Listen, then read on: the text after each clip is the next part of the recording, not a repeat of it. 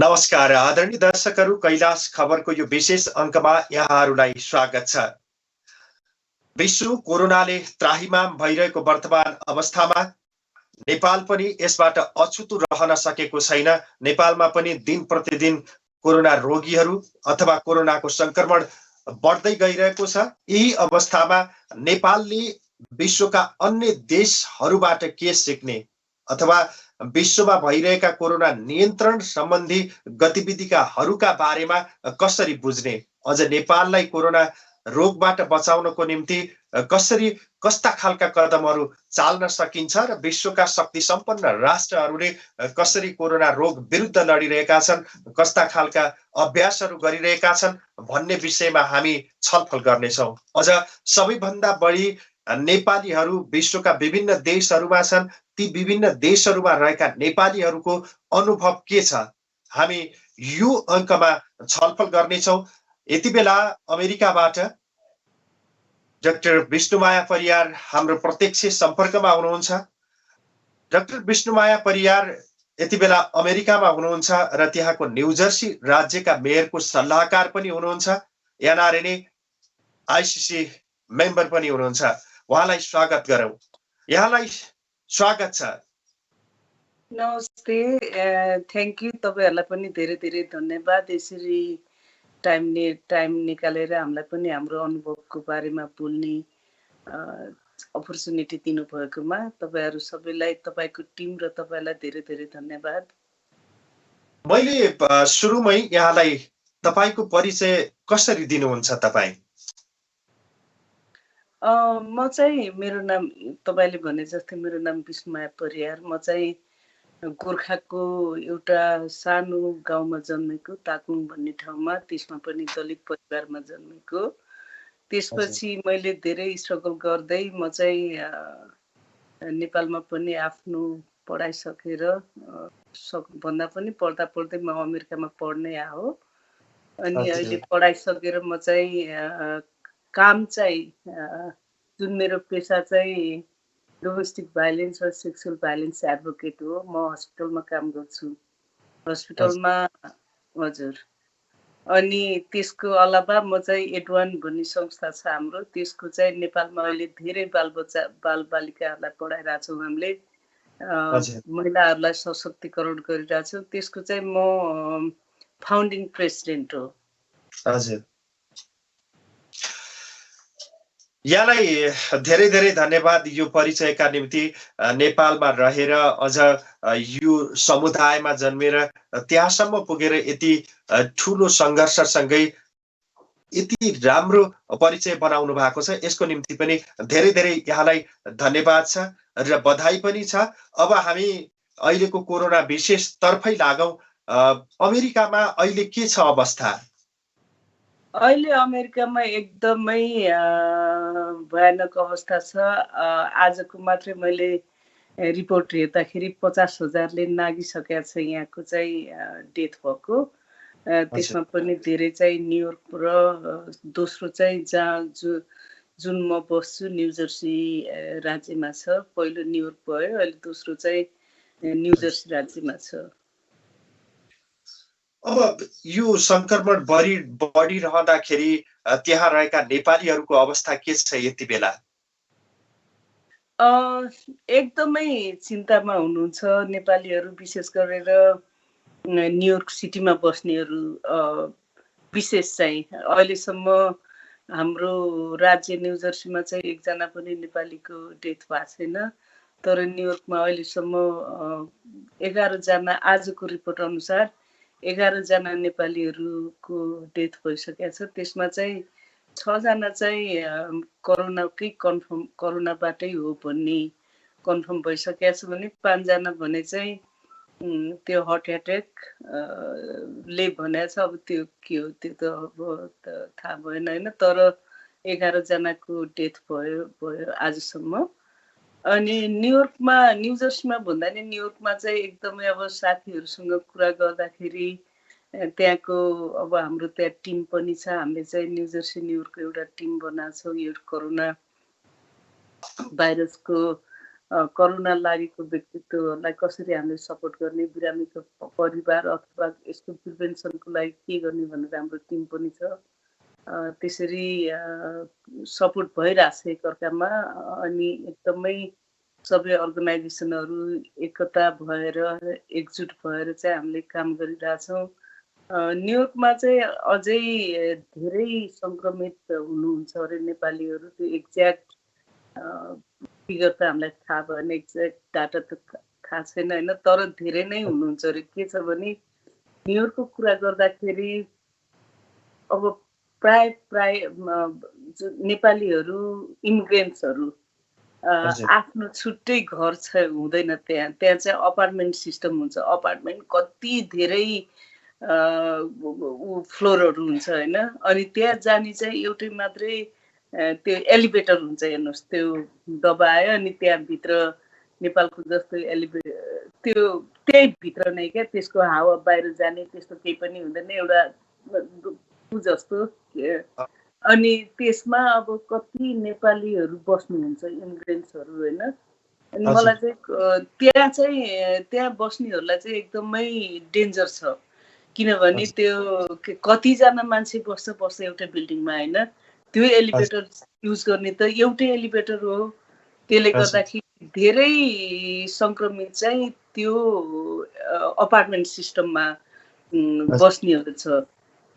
अनि न्यू जर्सीमा चाहिँ त्यो अपार्टमेन्ट सिस्टममा धेरै नेपालीहरू बस्नुहुन्न। हामी चाहिँ प्राय आफ्नो आफ्नै घर भन्दा कसैको आफ्नो घर नभए पनि अब चाहिँ भने घरमै रेन्टमै लिए पनि घरमै त्यसरी बस्या हुनाले पनि अलि नेपालीहरूको मा चाहिँ त्यस्तो अहिलेसम्म हामीले सङ्क्रमित भएर हस्पिटलबाट फर्केर आउनुभएको एकजनालाई त हस्पिटलै जानु परेन क्या हो, एकजना चाहिँ हस्पिटल बसेर आउनुभयो। अहिलेसम्म 2 जना मात्रै नेपालीलाई हामीले यहाँ हाम्रो राज्यमा चाहिँ न्यू जर्सीमा चाहिँ हामीले 2 जना नेपालीलाई मात्रै भएको थाहा भयो। तर न्युयोर्कमा त वी डोन्ट नो कतिजना हुनुहुन्छ।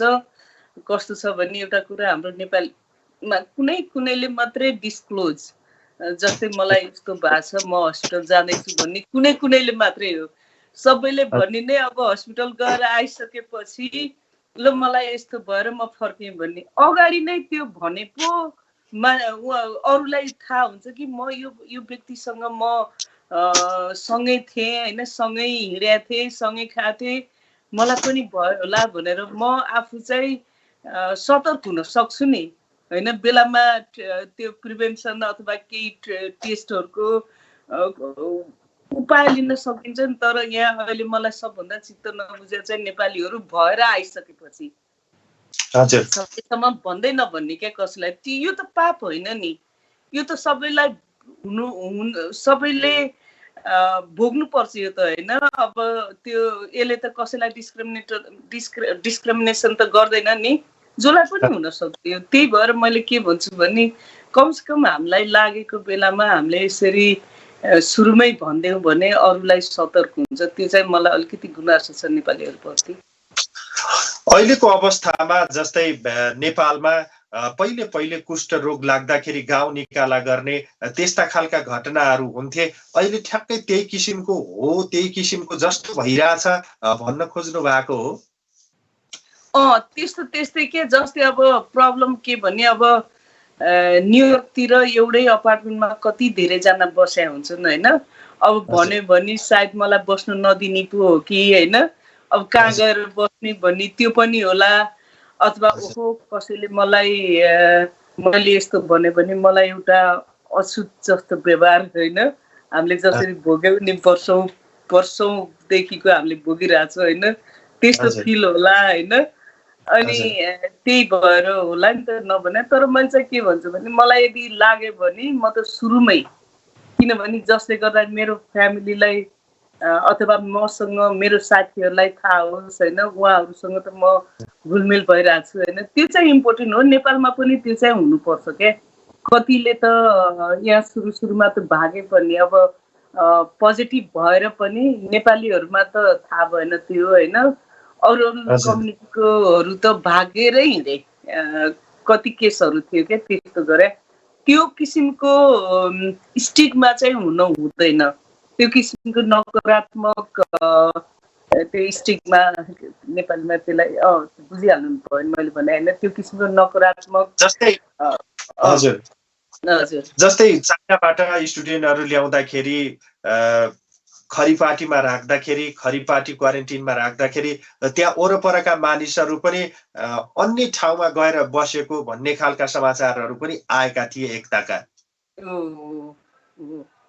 यहाँ पनि त अब त्यस्तो त त्यो पोसिबलै छैन त्यो लकडाउनको कारणले गर्दाखेरि कोही कहीँ जाने अब कतिले त न्युयोर्ककोहरूले त अब लकडाउनै भइसकेपछि पनि केही त्यस्तो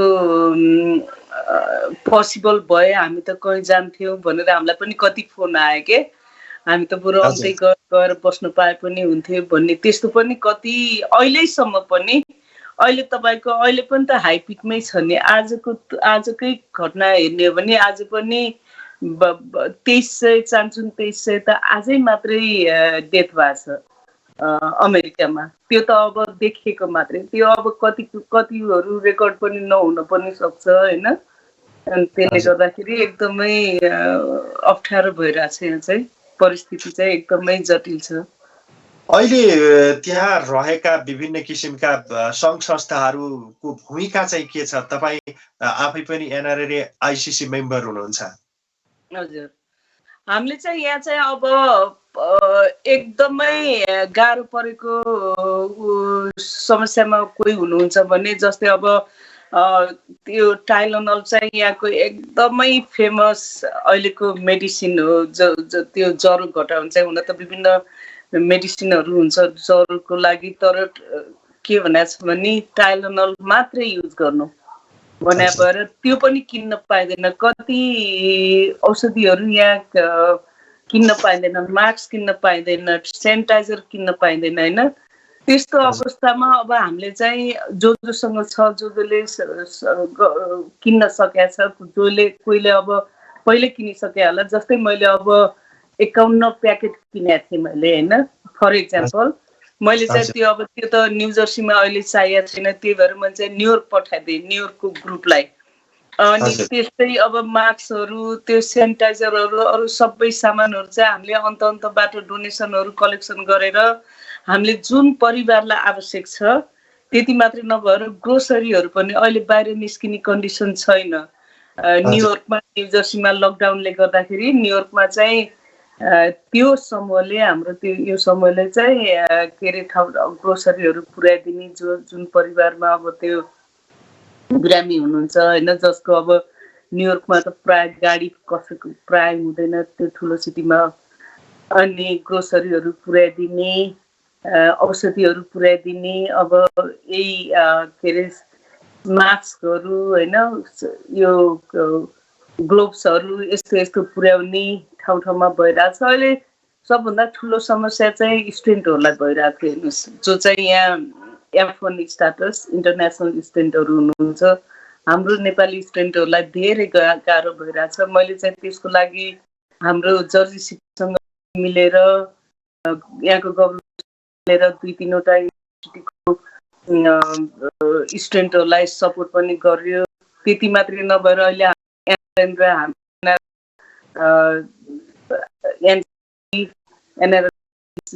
सबै भएर स्टुडेन्टहरूलाई हामी एउटा कार्डवेल युनिभर्सिटी छ त्यहाँ 24जना विद्यार्थी छ जुन चाहिँ एउटा गाउँ अनि त्यो गाउँमा चाहिँ अब प्रोटेक्सनहरू नि होस्टेलमा थिए उनीहरू अहिले बस्न पाएको छैन बिजोग गर्दाखेरि हामी चाहिँ आफ्नै खर्चबाट यो अवस्थामा ग्रोसरी किन्ने छैन तर पनि हामी चाहिँ आफ्नै गाडी भएको भएर हामीले चाहिँ सुरुको उहाँहरूले कन्ट्याक्ट गर्नुभयो त्यसपछि हामीले 21-22 लाई किनेर लगेर गऱ्यौँ त्यसपछि हाम्रो पर्सनल बाटो त्यसपछि हामीलाई लिस्ट आएपछि एनआरएनसँग कुरा राख्ने एनआरएनबाट सहयोग आयो हामीले करिब अहिलेसम्म 70-80 जना विद्यार्थीलाई चाहिँ हामीले सपोर्ट गरिसक्यौँ। ग्रोसरीहरू लगिदिने अथवा त्यो रिलिफ प्याकेज, त्यसमा औषधि, ग्लोभ्सहरू, अब के चाहिन्छ, सेनिटाइजरहरू होइन, त्यो पुर्याइदिएर आयौँ। त्यसपछि फेरि पनि स्टुडेन्टहरूले चिठी पठाउनु भयो। त्यसपछि हामीले चाहिँ एउटा यहाँको स्टुडेन्ट अर्गनाइजेसनबाट यो अलिकति ऊ पनि ल्यायौँ, अलिकति फन्डिङ पनि ल्याएर फेरि पनि म र मेरो हस्बेन्ड गएर इन्डियनको ग्रोसरी स्टोरमा गएर फेरि एक गाडी, ठुलो गाडीभरि सामान किनेर आज 3 दिन अगाडि सामान पनि पुर्याएर आयौँ। अहिले फेरि लिस्ट आएछ। यो लिस्ट चाहिँ अब फेरि 1-2 दिनपछि हामी गर्दैछौँ। विभिन्न युनिभर्सिटीहरूबाट त्यसरी म चाहिँ एउटा यहाँको मेयरको सल्लाहकार भएर पनि मलाई नै त्यो किसिमको मागहरू आइरहेछ।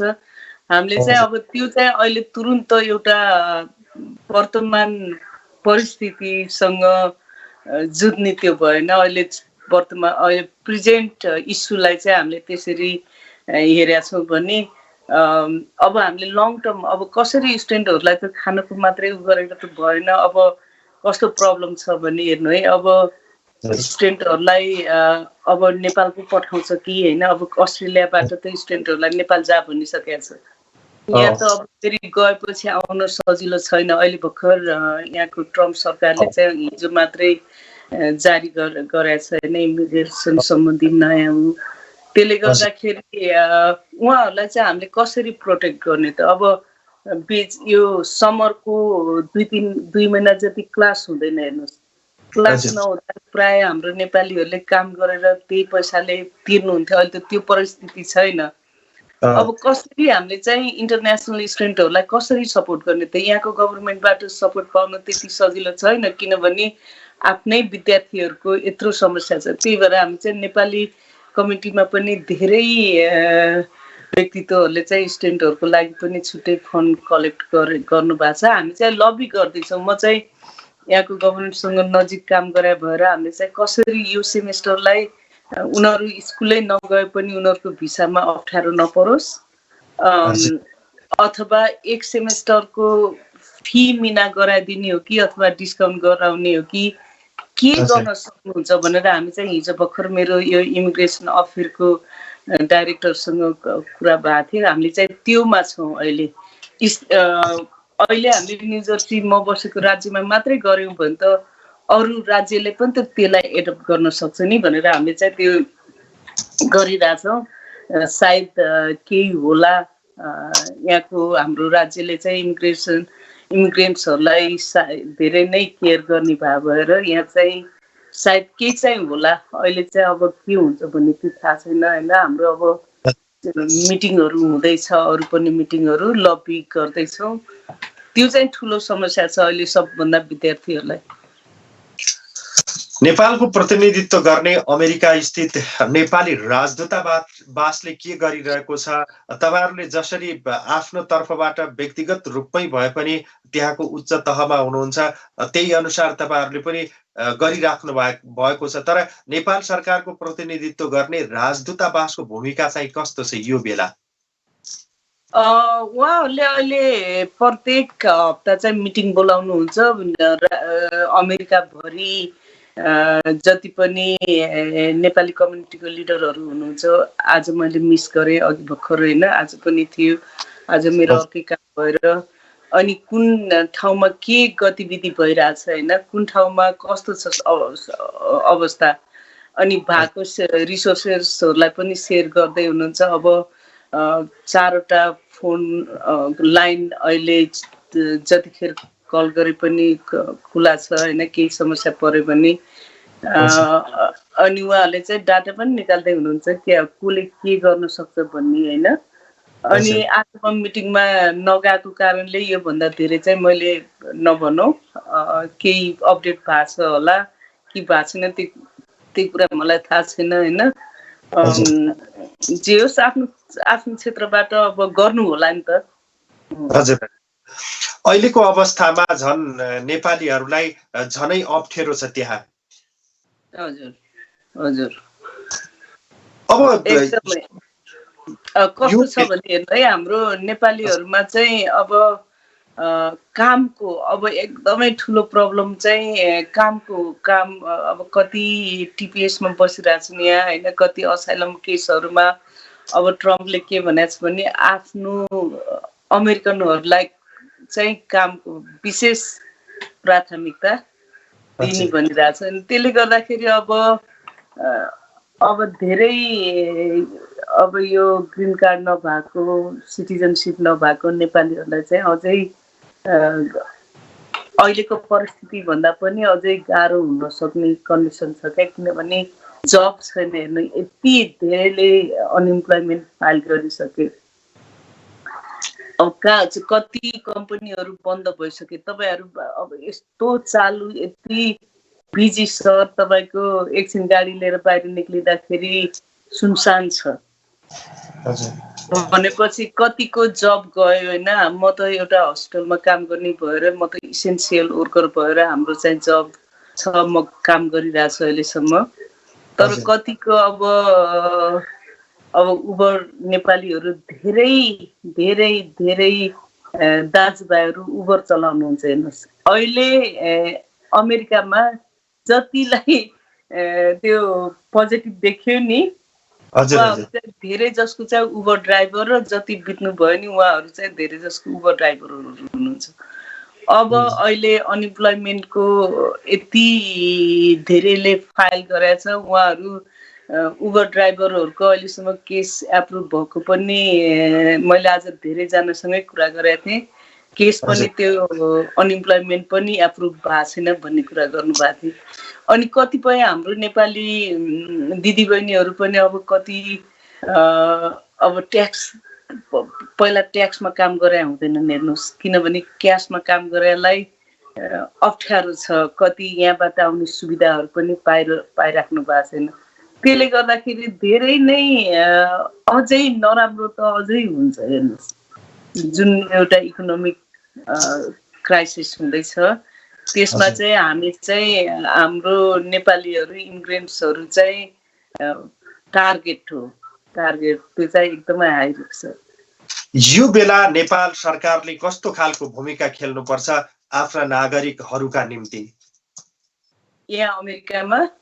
हजुर, मेक स्योर अब स्पेसल्ली म चाहिँ एउटा ठुलो रिक्वेस्ट चाहिँ मैले चाहिँ स्टुडेन्टहरूकै लागि भन्छु।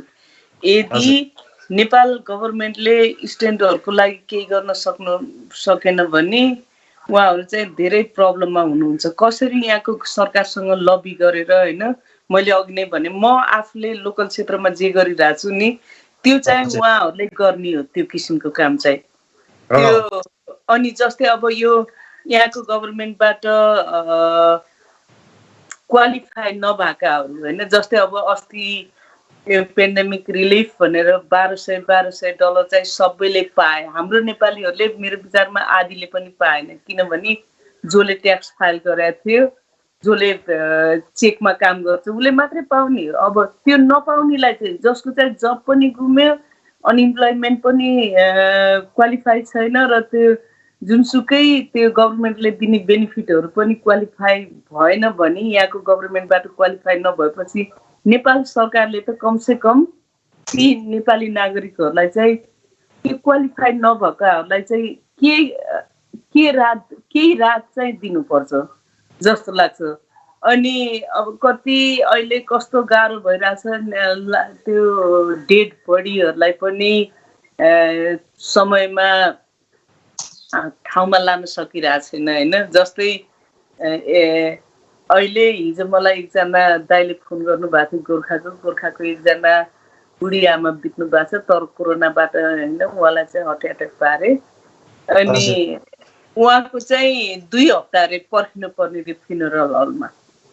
अनि त्यो त कसरी होइन, उहाँले चाहिँ फोन गरेर न्युयोर्कमा यस्तो प्रब्लम छ, तपाईँ त्यहाँ गभर्मेन्टसँग अलिकति नजिक भएर काम गरे भएर प्लिज त्यहाँ हेल्प गर्नु होला भनेर फोन गर्नुभएको थियो। मैले धेरैलाई फोन गरेँ। अहिले फेरि न्युयोर्कबाट त्यो डेड बडी ल्याउन पनि त्यति सजिलो छैन, किनभने यो भाइरसको कारणले गर्दाखेरि झन् त्यसले पो अरूलाई को झन् फैलिने हो कि भन्ने पनि त्यो पनि होला होइन। अघि नै हामीले कुरा गऱ्यौँ नि होइन, जस्तै नेपालमा पनि विद्यार्थीहरू आउँदाखेरि कति वरपर बस्ने भागे भने जस्तो त होला नि।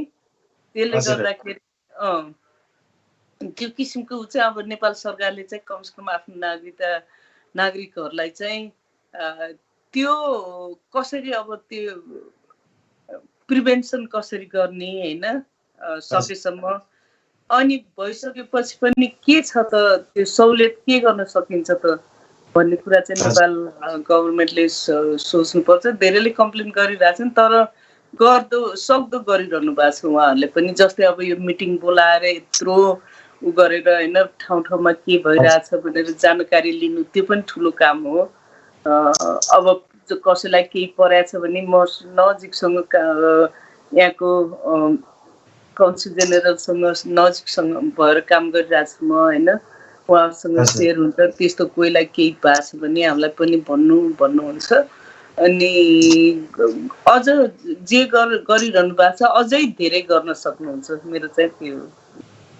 जस्तै एउटा सानो देशले 2 जना नागरिक हुँदा पनि, नेपालमा 2 जना नागरिक रहँदा पनि एउटा जहाज चार्टर गरेर आफ्नो देश फर्कायो। तर नेपाल सरकारको त्यस्तो खालको सम्भावना अथवा त्यसो गर्नलाई तपाईले के भन्नुहुन्छ?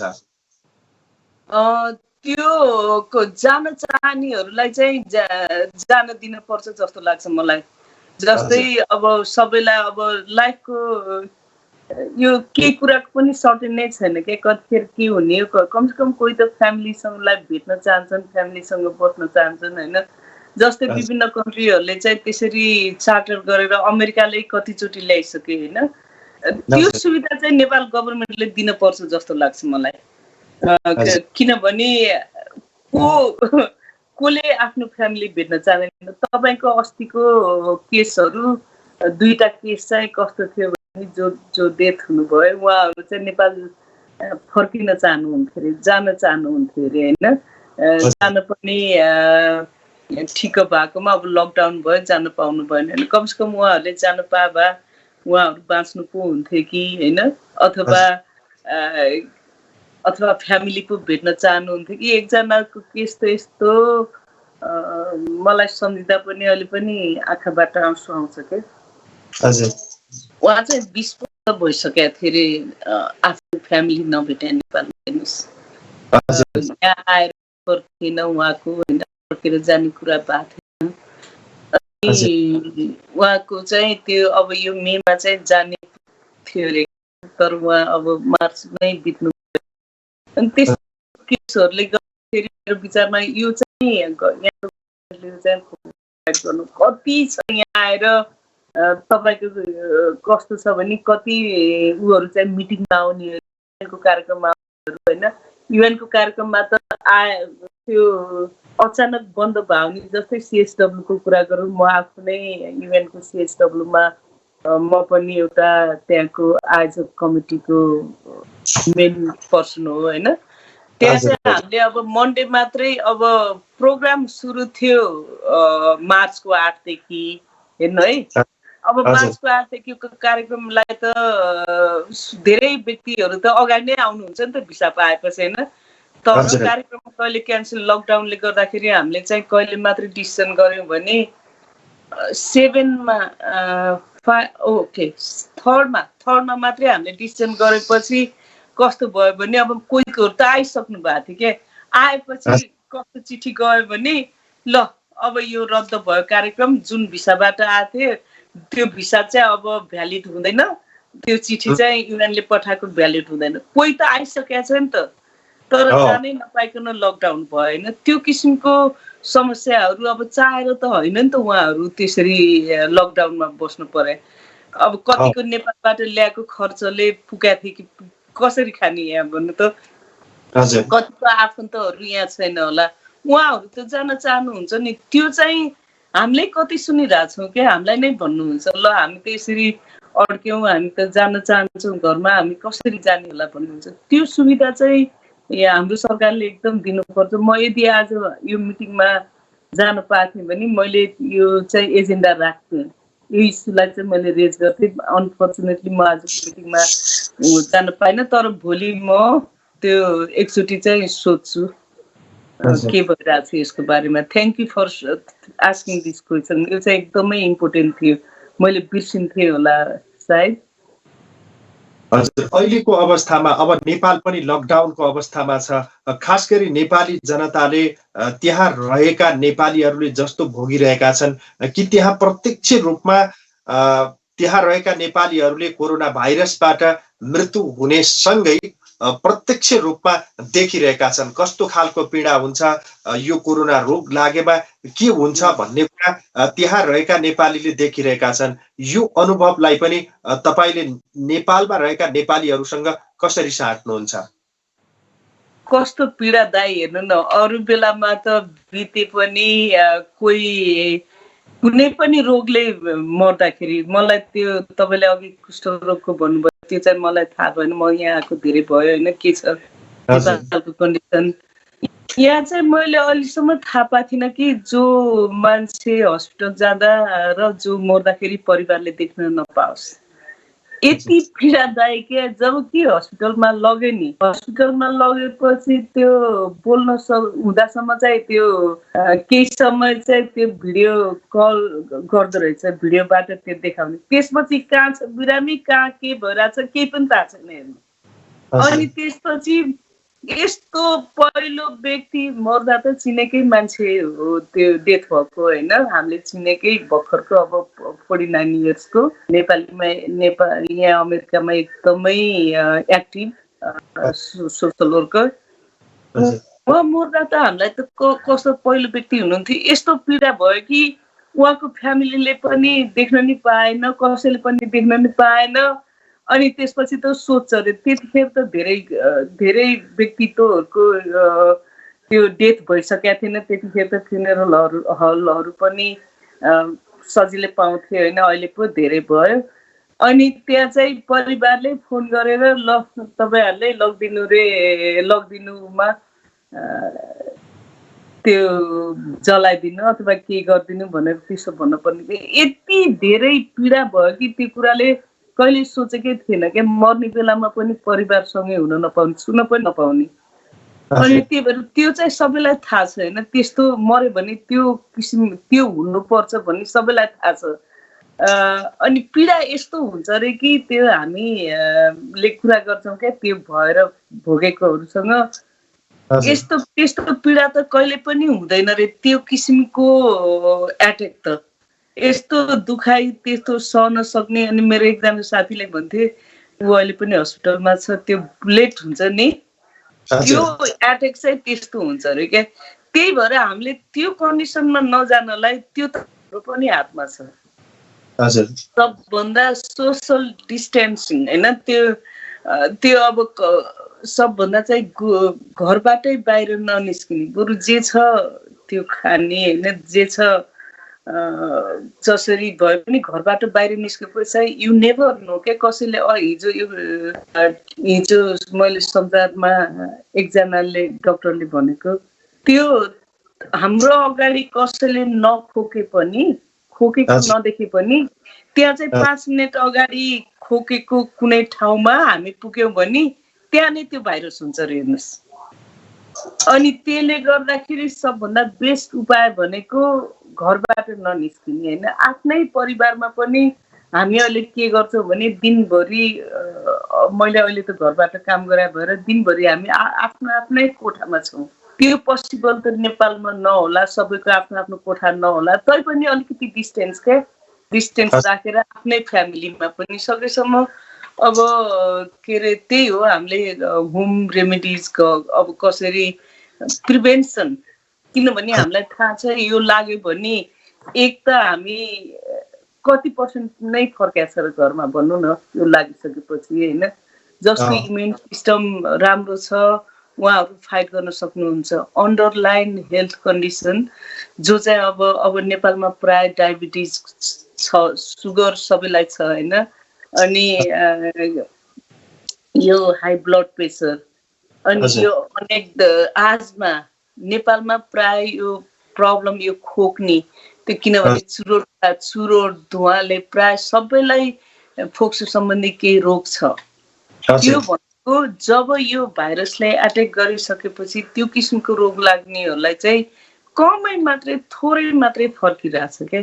त्यही भएर विशेष गरी जो चाहिँ अन्डरलाइन हेल्थ कन्डिसनमा हुनुहुन्छ उहाँहरू चाहिँ घरबाट ननिस्किने, सकेसम्म सुत्दा बस्दा पनि अरूभन्दा छुट्टै सुत्ने, खाना खाँदा पनि आफ्नै त्यो प्लेटहरू त्योहरू पनि आफैले युज गर्ने होइन।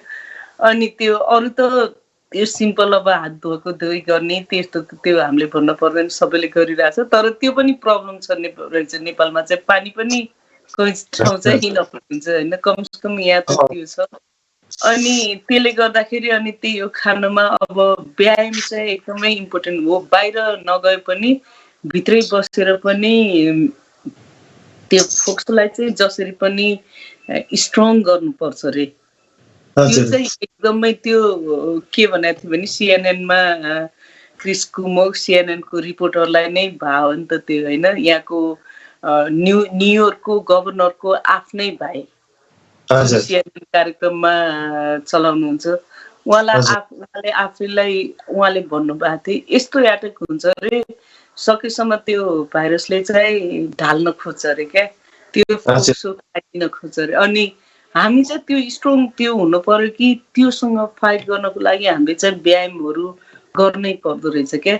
त्यो सिम्पल, कति त सिम्पल पनि छ यो त्यो नाकले कसैलाई यदि फोक्सोमा कुनै प्रब्लम छ भने 1-2 दिन त्यो गर्यो भने यो एकदमै त्यो हल्का हुँदो रहेछ। त्यो धेरैलाई मैले भने होइन, कमसेकम त्यो त बाहिर गएर गर्न पर्दैन। त्यो यो नाकले श्वास लिने, त्यसपछि 10 सेकेन्ड भनेको छ, 10 सेकेन्ड राखेर त्यसपछि श्वास बाहिर लगेर दिनको 10-20 चोटि मात्रै त्यो गर्दा पनि त्यो फोक्सो अलिक क्लिन हुँदो रहेछ क्या, त्यो अक्सिजन चाहिँ लिँदो रहेछ। त्यो किसिमको कुराहरू योगा। यहीँनिर जोडिहाले कि पत्रकारको कुरा गर्नुभयो। अहिले पत्रकारहरू खास गरी विभिन्न ठाउँमा समाचार सङ्कलन गर्न जाँदाखेरि यस्ता खालका समस्याहरू पनि आउन सक्छन्। खास गरी त्यहाँका सञ्चार माध्यममा काम गर्ने सञ्चारकर्मीहरूले कस्ता खालका उपायहरू अप्नाएका छन्, त्यसपछि अझ नेपालमा रहेका सञ्चारकर्मीहरूले के कुरामा ध्यान दिनु पर्ला जस्तो लाग्छ यहाँलाई? यो अहिले त यहाँ त हेर्नु, बाहिर गएर रिपोर्टिङ कहीँ देख्नु भएको छ, कहीँ आफ्नो अफिसमा पनि गएर रिपोर्टिङ गर्नु भएको छैन। थाहा छैन तपाईँ आज तपाईँको अफिसमा हो कि घरमा होइन। अहिले सबै सिएनएनदेखि लिएर यहाँको हाइएस्ट लेभलको सबै मिडियाहरू चाहिँ घरबाटै हो। क्रिस कुमोरले चाहिँ बेसमेन्टबाट गरिरहेको थियो होइन, अरूले पनि सबैले घरबाटै। यो अवस्था भनेको बाहिर गएर रिपोर्टिङ गर्ने होइन होइन। त्यो अहिले त अलिकति टेक्नोलोजीको पनि नेपालमा पनि ठिकै छ, फोन सोनमा पनि होइन। अनि त्यसले गर्दाखेरि बाहिर अब तपाईँले हेरिहाल्नुहुन्छ कति न्युजहरू चाहिँ खालि फिल्ड रिपोर्टिङ हुन्थ्यो, यहाँ अहिले एउटै पनि छैन। त्यो सबै भित्रैबाट घरैबाट गर्ने हो। त्यही भएर यो बेला भनेको आफ्नो त्यो देखाउने बेला होइन, के भन्छ नि, आफ्नो त्यो नाम गर्ने बेला होइन। यो भनेको कसरी आफू बस्ने र अरूलाई बचाउने हो। त्यही भएर तपाईँहरू मिडियामा हुनुहुन्छ, मेरो हस्बेन्ड पनि मिडियामै काम गर्ने मान्छे, अरूहरू पनि, तपाईँहरू सबै चाहिँ घरबाट गर्नुपर्छ। यो बेला भनेको घरबाटै गर्ने हो। जस्तै आज पनि तपाईँले घरैबाट गर्नुभयो होला होइन। त्यसले गर्दाखेरि बाहिर चाहिँ निस्किँदै ननिस्किनु। त्यो रिपोर्टिङ अहिले त्यो बाहिरको भन्दा पनि कसरी आफू बच्ने र अरूले बचाउने हो। अहिलेको सबभन्दा यो चाहिँ घरमा बस्ने रहेछ क्या। त्यो अहिले यदि हामी बाँच्न चाहन्छौँ र अरूलाई बचाउन चाहन्छौँ भने सकेसम्म बाहिर नजाने रहेछ। नेपालमा यहाँको घर कुन ठाउँ हो? मेरो नेपालमा चाहिँ घर गोर्खाको ताक्लुङ। अहिले चाहिँ पहिला चाहिँ गाविस, अहिले चाहिँ गाउँपालिका अहिले चाहिँ।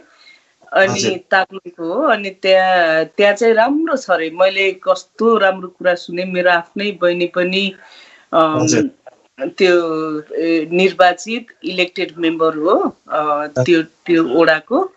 अनि उनले भनेको पुरा दिनदिनै स्प्रेहरू गरिरहेको छ अरे। त्यो त अमेरिकामा भन्दा पनि एडभान्स भयो, यहाँ त छैन त्यस्तो त।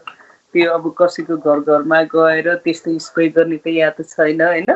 त्यहाँ चाहिँ के अरे मेरो बहिनीले भने स्प्रेहरू आफै नगरपालिका आफै गाउँपालिकाको सदस्य पनि भएर त्यहाँ चाहिँ स्प्रे गराएको छ अरे त्यो गाउँ गाउँमा। अनि लकडाउन चाहिँ यति राम्रो पालना छ अरे कि कोही नचिनेको मान्छे त्यो गाउँमा जानै नपाउने, हेर्नु है आफ्नो आफ्नो। अनि आफ्नै त्यहाँको चिनेकै मान्छे कोही अरू देशबाट आछ भने 14 डेज चाहिँ क्वारेन्टाइनमा बस्नै पर्ने बनाएको छ अरे। मैले जहाँसम्म लाग्छ यो सबै ठाउँमा यो लागू हुने हो भने मेरो विचारमा नेपालमा जसरी अमेरिकामा फैलिएको छ नि त्यसरी फैलिन्थेन। किनभने अमेरिकामा त्यो किसिमको अब ठुलो भाव भएर कसैले एकअर्कामा चिन्दैन होइन। अहिले म बसेको ठाउँ भक्तपुर नगरपालिका हो। यो भक्तपुर नगरपालिकाले के गरिरहेको छ भन्ने विषयमा अलिकति छोटै म तपाईलाई जानकारी दिन चाहे। यति बेला भक्तपुर नगरपालिकाले आफ्ना स्वयंसेवकहरू परिचालित गरेर राहत दिनुपर्ने मानिसहरूको नाम सङ्कलन गरेर वास्तविक पीडित हो कि होइन भनेर स्वयंसेवकबाट नाम सङ्कलन गरिसकेपछि घर घरमा राहत पुर्याउने काम गरिरहेको छ, घर घरमा औषधि पुर्याउने काम गरिरहेको छ। यसरी पनि नेपालमा काम भइरहेको छ। नगरपालिकाले यसरी पनि काम गरिरहेका छन्। त्यहाँ कस्तो छ, त्यहाँ कसरी भइरहेछ? नेपालमा चाहिँ यो तरिकाले भइरहेछ तपाईले अघि भने जस्तै? यहाँ चाहिँ त्यहाँ जति नेपालमा भएको छ यहाँ चाहिँ भएको छैन अनेस्टली भन्दाखेरि। किनभने अहिलेसम्म लकडाउन नै भए पनि पसलहरूको ग्रोसरी किन्न मान्छेहरू गएकै छ। अब आवश्यक पर्ने सामानहरू किन्न गइराखेको देखिरहेको छ। अनि अर्को सबभन्दा डेन्जर, सबभन्दा अहिले न्युयोर्कमा त्यो धेरै छिटो फैलिनको कारण चाहिँ यहाँ चाहिँ अन्डरग्राउन्ड सबवे हुन्छ, त्यो ट्रेनहरू जाने होइन। तपाईँको अस्ति अहिलेसम्म पनि त्यो सटडाउन गराएको छैन। अनि इमेजिन गर्नु, जो न्युयोर्कमा बस्नेहरूको अघि नै मैले भने प्राय गाडी हुँदैन। अहिलेसम्म इसेन्सियल वर्करहरू जति पनि अब काम गरेर खानुपर्नेहरू स्टोर क्लोज नभएकोहरू त अहिलेसम्म पनि काममा जानु भएको छ। हेर्नु है, काममा जाँदाखेरि त्यही सबवे लिएर जाने हो। त्यो कति घन्टौँसम्म पनि एउटै सबवेमा बसेर पनि जानुपर्छ। त्यसले गर्दाखेरि कस्तो मार्क्स नै अस्ति भर्खर पनि मेरो एकजना साथीले फोटो पोस्ट गराएको थिए। उहाँ पनि कामबाट फर्किँदै हुनुहुन्थ्यो अरे, मास्क पनि लागेको थिएन। त्यो 6 फिटको जुन भनेको छ नि सोसल डिस्टेन्सिङ, त्यो नै फलो गरेको छैन क्या कति ठाउँहरूमा होइन। त्यसले गर्दाखेरि अब के अरे अब यसरी पार्टी साटी गर्न नपाउने, यसरी के अरे सँगै ग्रुप भएर बस्न नपाउने भनेर चाहिँ कति भित्रभित्र त्यो पार्टीहरू गर्ने होइन, त्यो फलो नगरे क्या रुल्सहरू। आखिर त्यसको घाटा पर्ने त हामीलाई नै हो। म के भन्न चाहन्छु, नेपालमा हामी बच्यौँ भने त यो त हामीले गर्न पाइहाल्छौँ नि होइन। अब त्यसरी आज हामीले यो एक दिन खुसी हुँदा हामीले जिन्दगी गुमाउनु छ, किन गुमाउने? बरु त्यो दिन त आउँछ नि, हामीले रमाइलो गर्ने दिन, हामी घुम्ने दिन होइन, त्यो दिनहरू आउँछ। अहिले हामीले भनेको एकदमै रेस्पोन्सिबिलिटी लिन पर्दो रहेछ क्या। Every one has to take the responsibility. Every वानले चाहिँ के सोच्न पर्यो भने त्यो भिक्टिम म पनि हुन सक्छु होइन। जो कोरोनाको कारणले बित्नु भयो त्यो म पनि हुन सक्छु। त्यो ठाउँमा आफूलाई राखेर हेरेर त्यही अनुसारको प्रिभेन्सन कसरी गर्ने त्यो चाहिँ गर्नु पर्यो। यसलाई एकजना दाइले भन्नुभएको थियो क्या, उमा के अरे त्यो जो फर्के कोरोना लागेर पनि बाँचेर आउनुभयो, उहाँले भन्नुभएको थियो क्या, आफूलाई नलाग्दासम्म चाहिँ कस्तो हुन्छ अरे भने यो त केही पनि होइन, मलाई लाग्दैन होइन, अरूलाई हजुर हजुर लाग्दा मलाई लाग्दैन, म त यस्तो छु, मैले यस्तो गरेको छु, त त्यस्तो फिल, त्यो घमण्ड हुन्छ अरे क्या। हजुर हजुर जब लागिसकेपछि त्यसको पीडा भनेको यस्तो हुन्छ अरे कि, अनि उनले भनेका छन् कि मलाई बरु तपाईँहरूले गेट वेल सुन नभन्नुहोस्, बरु मलाई गेट वेल सुन भन्नुभन्दा तपाईँहरू चाहिँ प्रिभेन्सन गर्नको लागि बाहिर नजानु हजुर भनेर त्यो किसिमको सल्लाह दिनुभएको थियो क्या उहाँले चाहिँ। अनि हजुर अब हामी कार्यक्रमको अन्तमा पनि छौँ। यति बेला संयोगवश आज तपाईँसँग कुरा भइरहँदा हामीले विनाशकारी भूकम्प गएको वैशाख 12 गतेको सम्झना गरिरहेका छौँ र यो वैशाख 12 गतेको सम्झना गरिरहँदाखेरि हामीले यति बेला कोरोनासँग लडिरहनु परेको छ। यो बेला समग्र नेपाली विश्वमा जहाँ जहाँ नेपाली छन्, विश्वमा रहेका नेपाली र नेपालमा लकडाउनको अवस्थामा रहेका नेपालीहरूलाई के भन्नुहुन्छ?